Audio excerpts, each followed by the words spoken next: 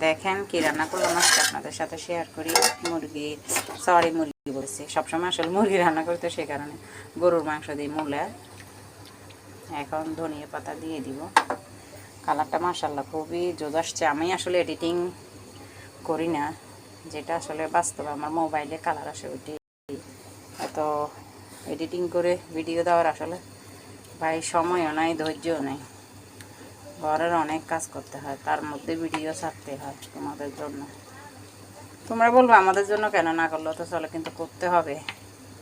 ইনকামের আশাই করে সবাই, এমনি এমনি কেউ ভিডিও করে না। ঠিক আছে, দিয়ে দিলাম ধনিয়া পাতা। ধনিয়া পাতা দিয়ে আসলে ভালো লাগে আমার, সে কারণে একটু বেশি করে দিই। তারপরে যাই মূলা দিয়ে গরুর মাংস। কালারটা কেমন আছে অবশ্যই জানাবে। দেখো